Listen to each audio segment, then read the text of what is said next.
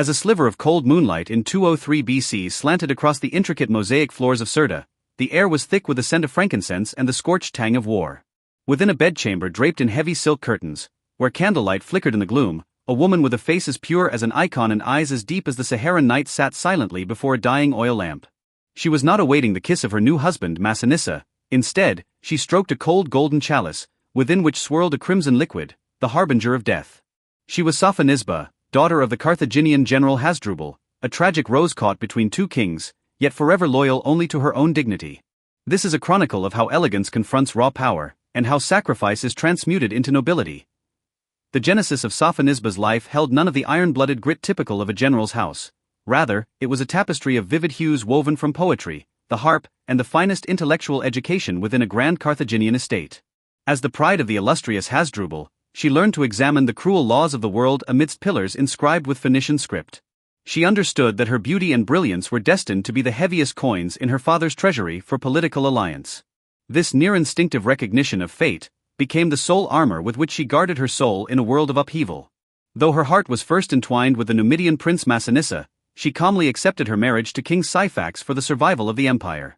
She understood that before the national altar, personal love is but vanishing smoke. If her early obedience was a product of her upbringing, her subsequent mediation during the chaos of war was the practical crucible that pushed her aesthetics of intrigue to its zenith. She was not merely Syphax's queen but his spiritual mentor, analyzing the shifting tides of the Mediterranean during deep nights where the only sound was the distant hoofbeats of messengers. With words as soft as silk yet as resilient as steel, she successfully thwarted the alliances of her enemies, securing a final breath of oxygen for a gasping Carthage. This gambit required no smoke of battle, yet it transformed her court into a theater of intellectual counterattack. In that hour, Sophonisba was the most lucid hunter in North Africa, absorbing all whispers of scandal with silence. Her radical focus rendered her like a rose blooming upon the edge of a blade, fragile yet inviolable. The summit of power is often accompanied by the most clandestine betrayals of human nature. When Syphax was defeated and Sirta fell, Sophonisba once again faced her former lover, Massinissa, now a staunch ally of Rome. She did not weep for mercy. Instead, she stood before the throne like a marble statue, issuing a singular icy request: "Do not let me be led like cattle in a Roman triumph." To shield her, Massinissa married her in a whirlwind ceremony, attempting to cast a legal veil of protection over her. Yet, in the deep hours of the wedding feast, Sophonisba knew that the will of Rome would never falter for the sake of a woman's nuptials.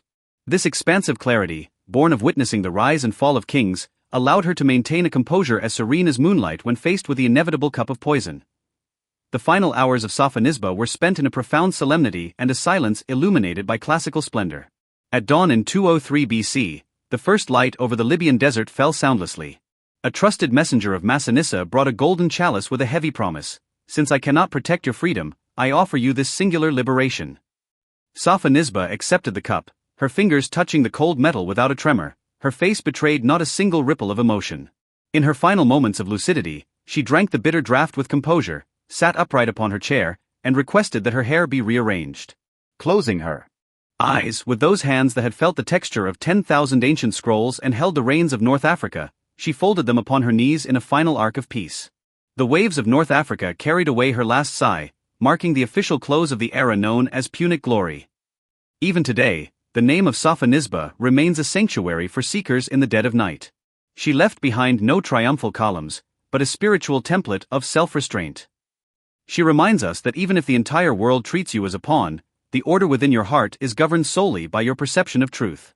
She was one of the few in history who truly transcended the threshold of death and shame, maintaining absolute lucidity amidst absolute shadows. Beneath the ruins of Carthage, its edges now softened by history, she rests in a posture of eternal contemplation, seemingly still soothing this increasingly anxious world.